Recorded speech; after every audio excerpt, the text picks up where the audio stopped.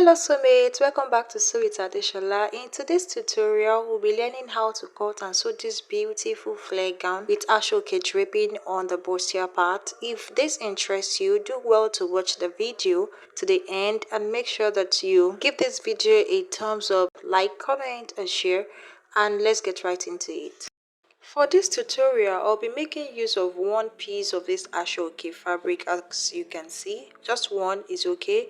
Then I'll be making use of 3 yards of this Ankara fabric as well. You can use other fabric of your choice, okay?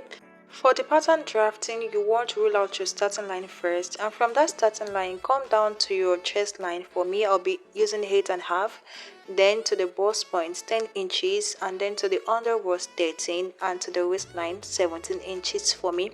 So you want to also go ahead, mark out your own body measurement, and then rule out the lines just like I am doing right here. And after that, you want to proceed to label the lines. Now you want to come back to your shoulder line and mark your shoulder measurement divided by 2, and whatever you get, you put it there. Then come down by 1 inch for the shoulder slope, and then you want to also come to your chest line and mark the same thing on your chest line. Then you want to connect together like this.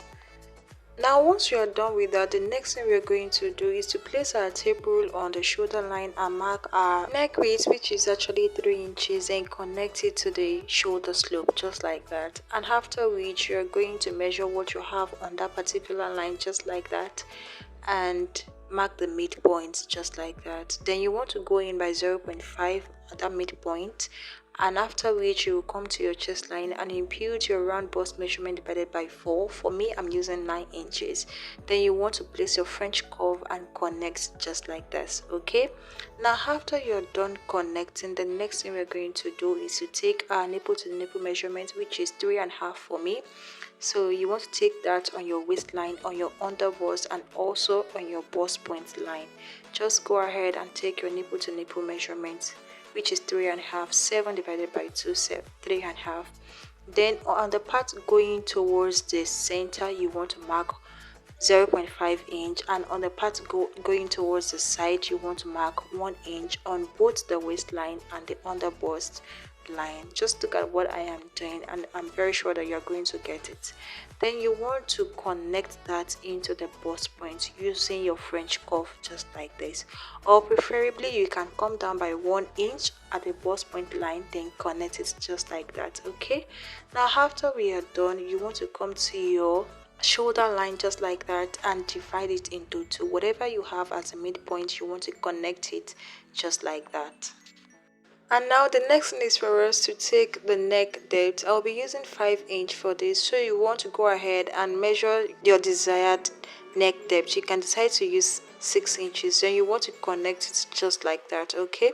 Now to take the overbust tightening, I'll be making use of 0.75 on each side of the dart leg just like that. So I'm using 0.75. then you want to connect it right back into the bust point just like that, okay? Go ahead and also do the same thing like I am doing. Now after we are done with this, the next thing we are going to do is to start taking our body measurement, and I'm going to return that dart in there, which is 0.5 for me. So I returned it back, and then at the waistline I'll be doing the same thing. Impute my waist measurement and add the 1.5 inch I took for the dart, and then I'm going to connect just like that.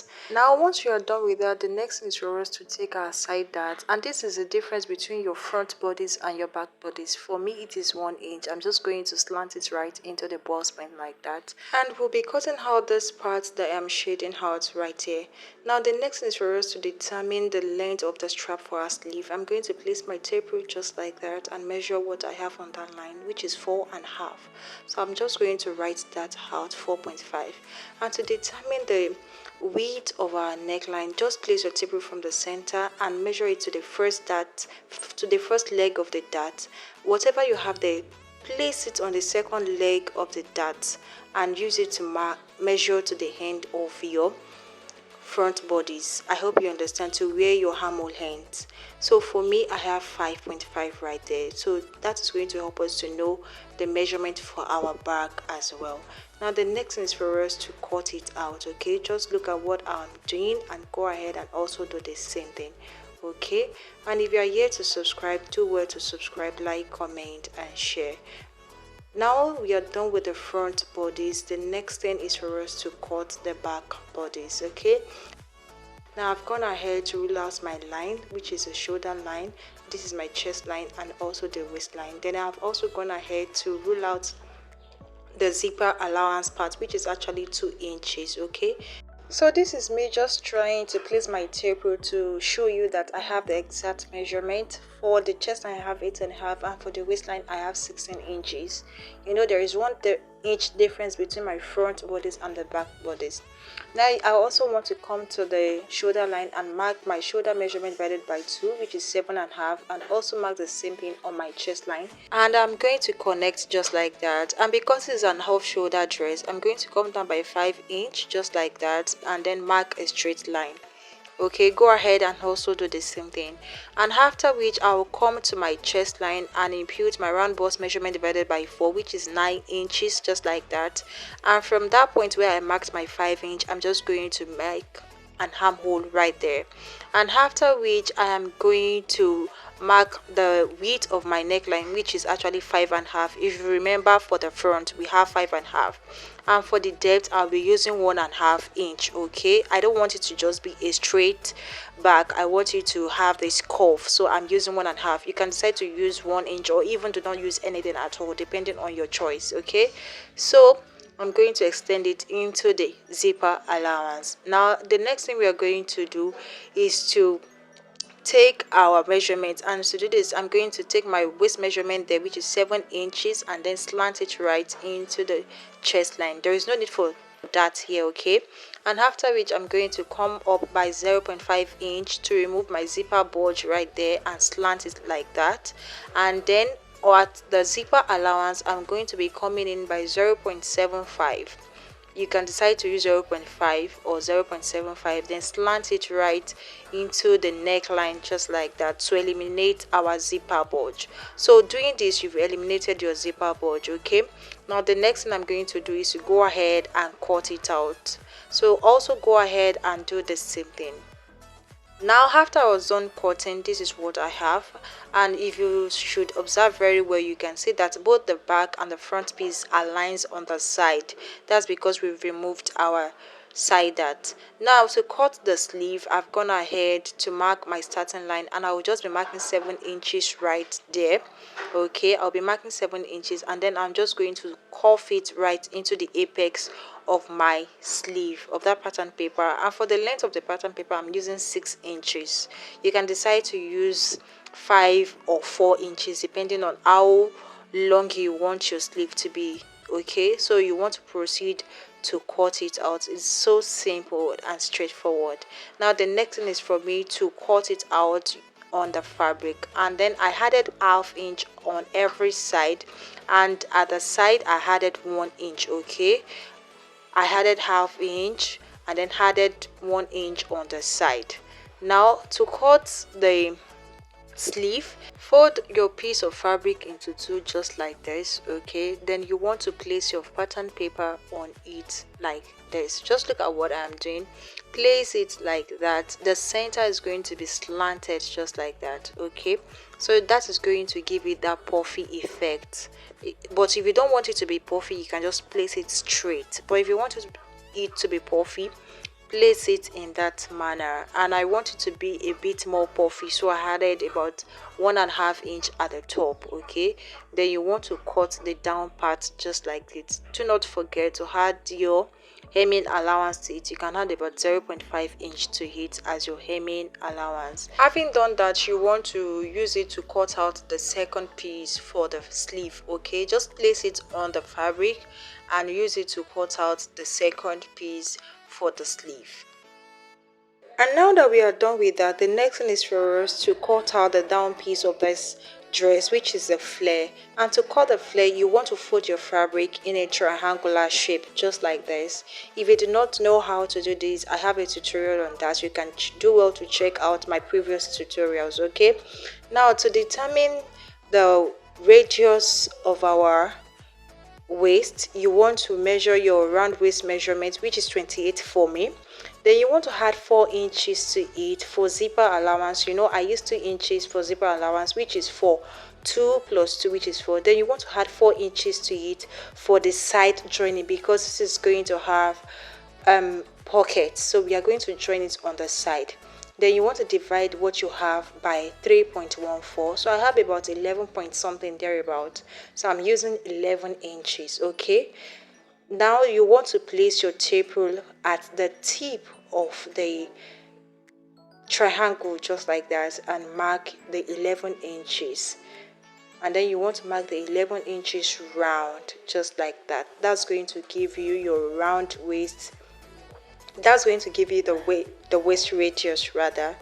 Now, to determine the length of our flare, you want to place your half length measurement on that part where we marked out. So you can see I'm placing my 17 inches on that part, and I'm going to be marking the full length of my dress. At first I wanted to use 50 inches, so if I'm to use 50 inches, you place your tape rule just like that, and then just move your tape rule and continue marking that 50 inches.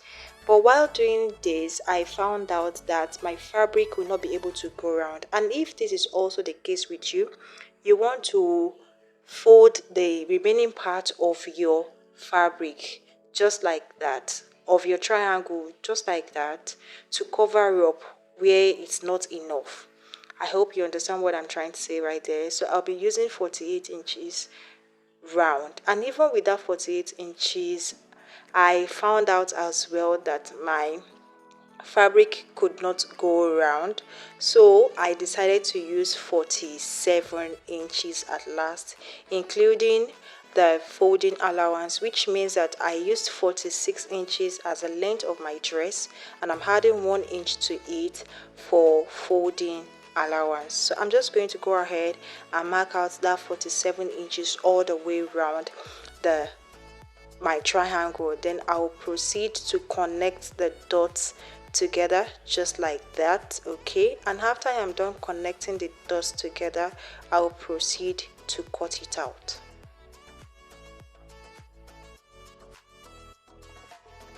And while cutting, do not forget to add half inch at that part, because we don't want to sew directly on that part. You want to add half inch. Okay, and after I was done, this is what I have, as you can see. Now that is the part I used to cover the remaining parts that I'm going to be joining to that part of my flare. Okay, so I'm going to split that into two just like that, and after which the next thing we are going to do is to open up our fabric, because it's going to have a pocket, so you have to cut it out into two.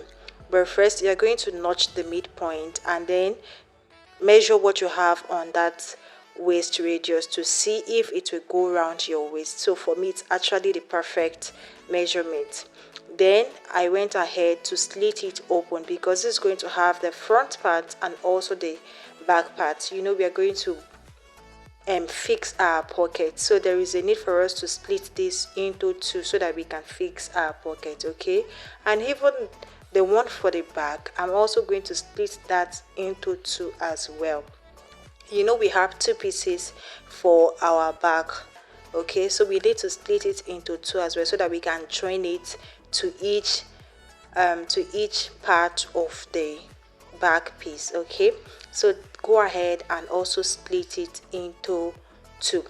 Now after we are done splitting it into two, the next thing is for us to start sewing, but because this is getting too long, I don't want to bore us out. So in the next tutorial, I'll be dropping the sewing tutorial. See you, bye.